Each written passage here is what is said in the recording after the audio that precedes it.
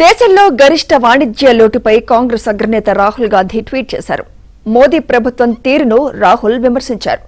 చట్ట ప్రకారం జరిగే వ్యాపారులను పట్టించుకోకుండా ఆశ్రిత పెట్టుబడిదారుల వ్యాపారులకు ప్రాధాన్యమిస్తే ఏం జరుగుతుందని ప్రశ్నించారు. ఇలాంటి తీరు కారణంగా తయారీ రంగం బలహీనమవుతుందని, కరెన్సీ విలువ పడిపోతుందన్నారు. గరిష్ట వాణిజ్య లోటు, భారీ వడ్డీ రేట్లు, ద్రవ్యోల్బణం పెరుగుదల వంటి అంశాలను చూడాల్సి వస్తుందన్నారు.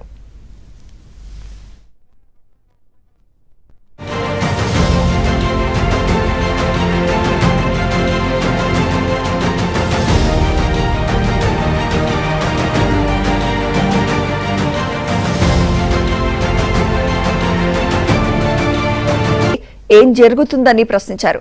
ఇలాంటి తీరు కారణంగా తయారీ రంగం బలహీనమవుతుందని, కరెన్సీ విలువ పడిపోతుందన్నారు. గరిష్ట వాణిజ్య లోటు, భారీ వడ్డీ రేట్లు, ద్రవ్యోల్బణం పెరుగుదల వంటి అంశాలను చూడాల్సి వస్తుందన్నారు.